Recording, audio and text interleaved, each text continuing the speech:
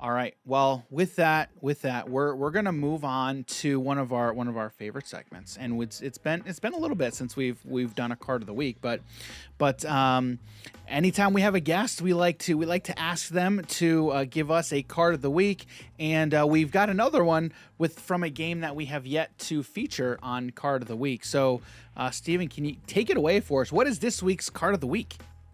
Sure. This week's card of the week is King Blackbolt, Ruler of Attilan. King Blackbolt is a Dice Masters card. It is a super rare. You can tell it's a super rare because it has a red stripe on the bottom separating the text box from the sort of die stats on the bottom.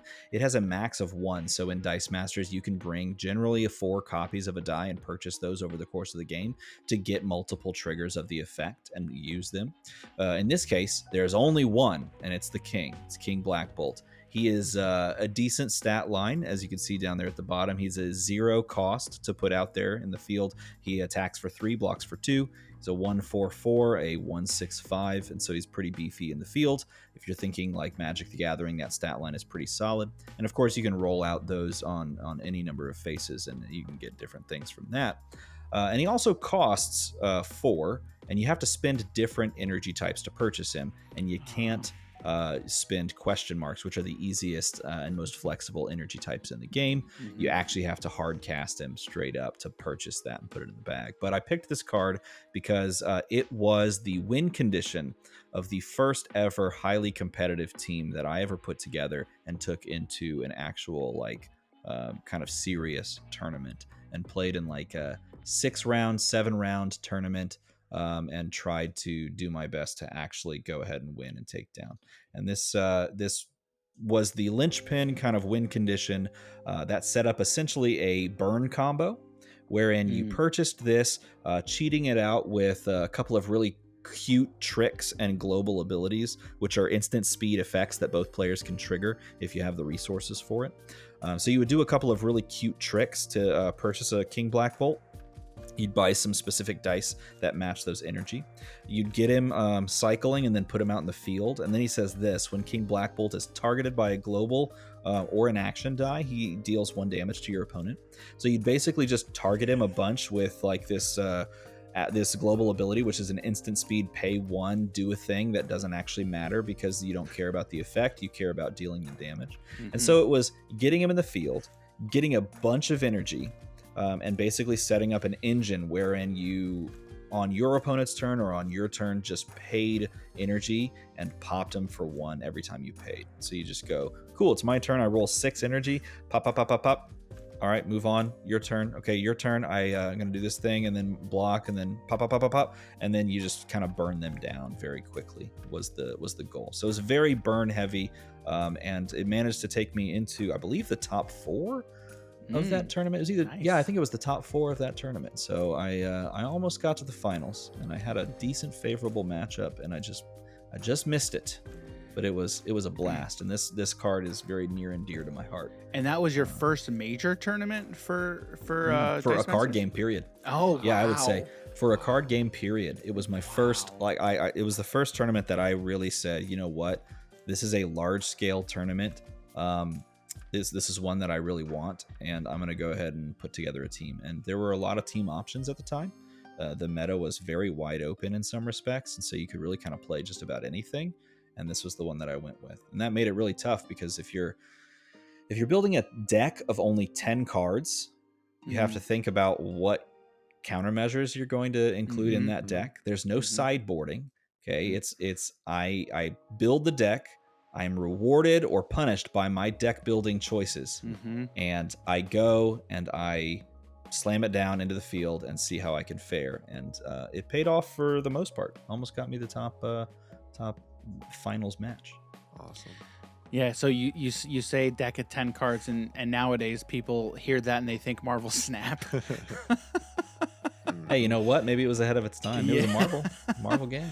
Wow. So do you remember the time that we played Dice Masters, Jim? Yeah.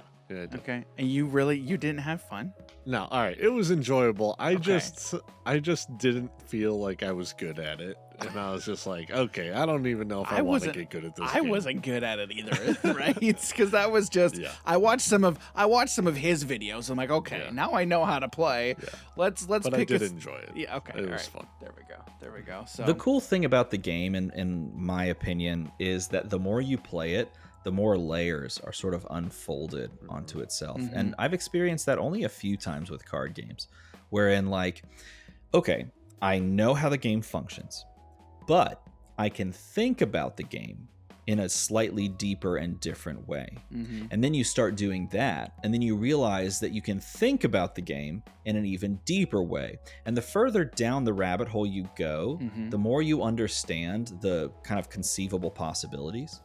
And it feels like it's like chess, wherein there are a variety of ways that you can kind of interface with. You could start, you could just play like beginner chess. You need to learn how the pieces move. Or then you can learn that there's openings that, give you some tacit benefit, but maybe you don't know why they give you a benefit. Why am I playing, king's pawn or queen's pawn? Why am I moving the knight into this position? Why am I doing it now? But the more you do them, the more you start to maybe pick up on why you're doing those things. And then you start to realize that they have merit and benefit. And there's not many games that I've played that I've experienced that so palpably with Dice Masters. The same thing I could probably say about Flesh and Blood. Those two games to me really feel like they capitalize on the same kind of area of your brain, wherein you really feel rewarded for learning deeper and deeper into the game. And it's a game that I can totally understand if you've played it once or twice and you're like, yeah, there's RNG in this. I'm literally rolling dice to see what happens in this game. And the more you do it and the more you play with experienced players, the more you go, oh, wait, maybe if I thought about it this way, or if it did this, or if I kind of maybe calculated range analysis here, what are the chances that I roll this? What do I do? Like, the more you do that, the more fun it gets, and it just gets better and better. You see, Jim doesn't like to do that. What Jim likes to do is, it's my turn. I go face. That's, 1 mana, 3 damage. Yeah. I'll tell you what. You know what? I mentioned it earlier. The card that broke the game was a go face deck. It was a go face card. It was a Dungeons and Dragons card. It was a half elf bard. And it gave all of your stuff +1/+1 for each other type of character in the field. And it was cheap and it was easy to get because the game has some really sweet instant speed things that you can do. And it broke the format. I remember watching one of the most well-respected players at the time on a streamed tournament. It was a mirror match of that deck, and it was a best of 3. And they decided who was going first, and she went first, and she missed the roll, and she conceded on turn 1, and they went to game 3. And it was in that moment that everyone kind of acknowledged, yeah, this deck sucks, and it needs to be gone. And at the end of that tournament, one of the top players at the time literally took that card and like put gum on the back of it and smacked that card on the top of the stairwell in that event center and quit the game. All but quit the game in that tournament. Wow. And it was like, they should probably do something about that. But you know what? You could pick it up and I could teach you how to play exactly half elf bard buzzsaw. We can go back to those days. Well, I really like this King Black Bolt. I want to machine gun stuff down. Well, hang on. Maybe you bring it because you're going to be in Chicago in a couple weeks, I think, right? True, yeah. All right, you said bring it. We'll be there. I'll be there right after work. That couch is looking real good too.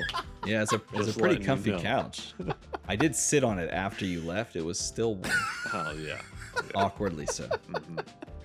All right, well that is this week's card of the week. Thank you, Armada, for that one. That is a very, very interesting card. So